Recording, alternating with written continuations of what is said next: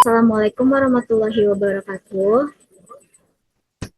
Selamat siang kepada Ibu Siti Nurwahyuni selaku dosen pengampu mata kuliah Audit Sistem Informasi. Perkenalkan, kami dari kelompok 3 akan mempresentasikan hasil laporan audit kami tentang sistem layanan pelanggan estetika rental. Sebelum kami memulai presentasi, izinkan kami untuk memperkenalkan anggota kami. Yang pertama ada saya sendiri, Nadia Maharani, dengan NIM 192309336. Ada saya, Okta Permatasari dengan NIM 19230927. Saya Salma Elvina Barwati dengan NIM 19230971. Yang pertama di sini ada latar belakang, yaitu yang pertama ada COVID 2019 dipilih karena menyediakan kerangka tata kelola TI yang komprehensif dan selaras dengan kebutuhan operasional layanan. Sehingga pelanggan berbasis teknologi informasi, dapat lebih mudah untuk melakukan proses pemesanan. Framework berbasis best practice mendukung penilaian capability dan maturity. Yang kedua, di sini ada audit dilaksanakan pada periode April sampai Mei 2026 untuk menilai efektivitas sistem informasi layanan pelanggan dan mengidentifikasi area perbaikan prioritas. Yang ketiga, di sini ada layanan pelanggan estetika rental belum memiliki sistem pencatatan yang terstandarisasi, menyebabkan data pelanggan tidak konsisten, tidak ada SOP tertulis, dan data pelanggan tidak terpusat. Tidak ada sistem keluhan, ekslasi, tidak terstruktur, keluhan pelanggan sering tidak ditangani dengan tepat waktu. Akibatnya, tidak ada sistem monitoring dan ekselasi yang jelas.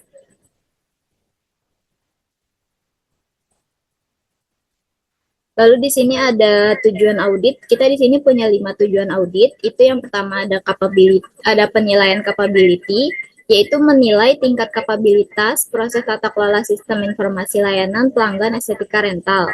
Lalu yang kedua, di sini ada identifikasi gap, yaitu mengidentifikasi kesenjangan antara kondisi aktual dan target capability level berdasarkan COVID 2019.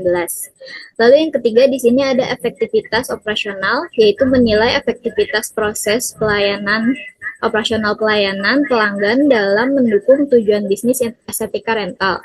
Yang keempat di sini ada kualitas monitoring, yaitu mengevaluasi kualitas pemantauan dan pengukuran kinerja layanan pelanggan secara berkelanjutan. Lalu yang terakhir di sini ada rekomendasi konkret untuk perbaikan tata kelola sistem informasi layanan pelanggan.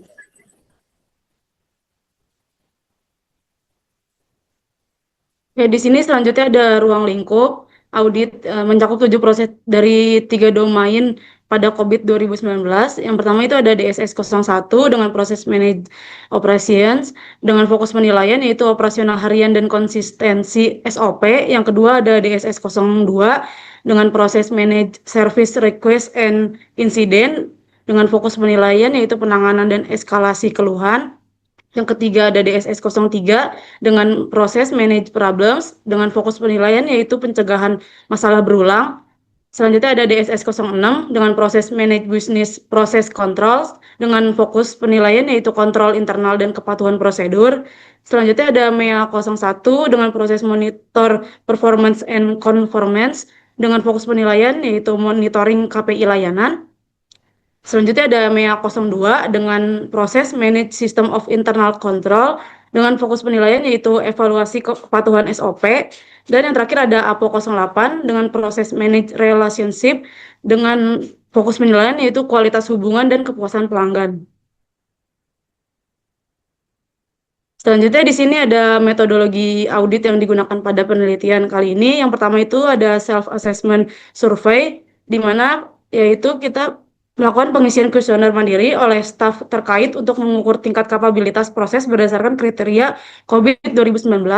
Yang kedua ada tinjauan dokumen, yaitu melakukan penelahan dokumen operasional, SOP, laporan sistem, dan kebijakan layanan pelanggan untuk memvalidasi temuan survei. Dan yang ketiga yaitu melakukan observasi dan wawancara. Di sini yaitu melakukan pengamatan langsung proses layanan dan wawancara mendalam dengan personil kunci untuk konfirmasi data lapangan. Di sini, apabila terdapat respon yang saling bertentangan antara metode pengumpulan data, diterapkan aturan logika konservatif atau end rule. Kapabilitas hanya diakui jika seluruh sumber data memberikan konfirmasi yang konsisten atau valid guna memastikan objektivitas dan akurasi penilaian. Selanjutnya di sini ada gambaran objek audit pada sistem informasi layanan pelanggan estetika rental.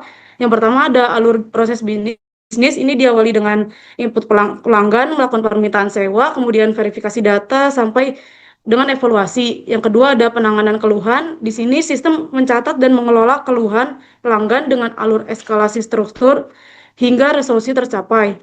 Yang ketiga ada manajemen pemesanan. Di sini sistem mengelola pemesanan kendaraan secara digital, mulai dari input hingga konfirmasi kepada pelanggan. Dan ada pengelolaan data pelanggan. Di sini data pelanggan disimpan dan diperbarui secara terpusat untuk mendukung layanan yang cepat dan akurat. Yang terakhir ada monitoring dan pelaporan. Di sini sistem memantau status layanan dan menghasilkan laporan operasional untuk evaluasi kinerja berkala.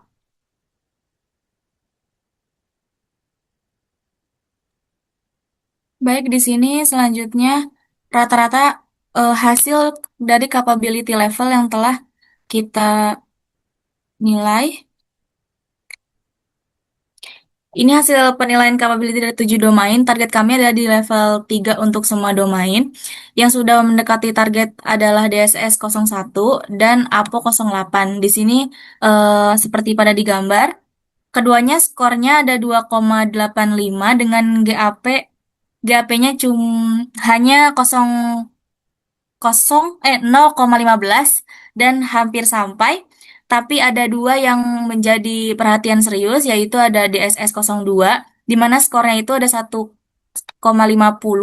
dan GAP-nya itu 1,50.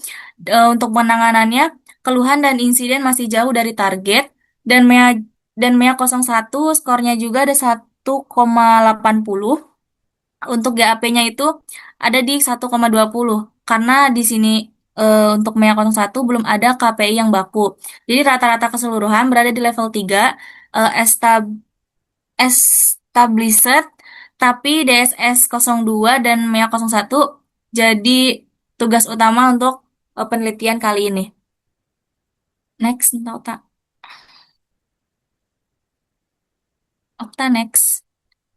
Lalu di sini ada hasil maturity levelnya. Kalau capability mengukur seberapa jauh dari target, maturity mengukur seberapa dewasa proses yang sudah berjalan. Lalu di sini ada hasilnya cukup eh, cukup bagus dari DSS 01 dan APO 08, yaitu meraih level 5, yang dimana hasilnya dengan inovating dengan skor 4,75. Lalu operasional harian dan hubungan pelanggan sudah sangat baik dan konsisten. Lalu untuk DSS 03 dan DSS 06 dan juga MEA 02 berada di level 4. Predictable, prosesnya sudah konsisten dan bisa dipantau. Dan yang terakhir ada DSS 02 dan MEA 01 memang paling rendah di level 3, tapi nilai maturity keseluruhan yaitu 3,93 dengan level 4 predictable. Hasilnya em, mungkin ini yang harus di inti permasalahannya. Next. Lalu ini untuk analisis gap-nya. Analisis gap ini menunjukkan seberapa jauh kondisi aktual dari target. Kami kelompokkan jadi high, medium, dan low. Priority high ada dua di DSS 01 dengan GAP 1,50 karena penanganan insiden belum konsisten dan recovery tidak terukur. Lalu ada MEA 01, gap-nya 1,20 karena KPI belum baku dan evaluasi tidak terjadwal. Selanjutnya ada priority medium, ada 3. Di sini ada DSS 03, DSS 06, dan MEA 02. DSS 03 dengan GAP 075 karena analisis root cause belum menyeluruh. DSS 06 dan MEA 02 masing-masing GAP-nya 0,60 karena standarisasi SOP-nya masih perlu diperkuat. Dan yang sudah bagus dan low priority adalah DSS 01 dan APO 08 karena GAP-nya cuma hanya 0,15 dan tinggal dipertahankan konsistensinya.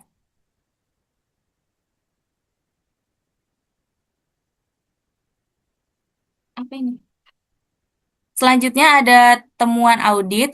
Total ada 7 temuan audit yang kami kategorikan berdasarkan tingkat severitas. Yang ada 2 temuan high, yaitu ketidakkonsistenan pelaporan insiden. Format laporannya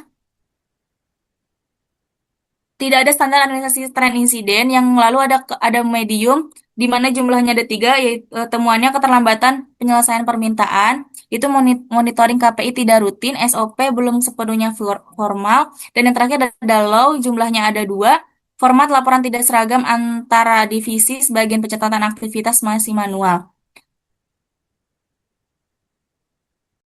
Selanjutnya di sini ada rekomendasi. Di sini itu kita dibagi jadi 3, yaitu jangka pendek, jangka menengah, dan jangka panjang. Yang pertama di sini ada jangka pendek, yaitu DSS 02 dan MEO 01. Rekomendasinya itu ada standarisasi pelaporan insiden, tetapkan KPI layanan terjadwal, mekanisme eskalasi bertingkat, dan monitoring kerja rutin dengan tindak lanjut tertulis. Lalu di sini ada jangka menengahnya, ada DSS 03, DSS 06, dan MEO 02. Rekomendasinya itu ada penguatan analisis root cause, formalisasi seluruh SOP ke dokumen tertulis, dan penjadwalan audit kebutuhan internal berkala. Lalu yang terakhir di sini ada jangka panjang, yaitu DSS 01 dan APO 08, yaitu pertahankan praktik operasional yang sudah baik dan evaluasi berkala untuk menjaga dan meningkatkan konsistensi.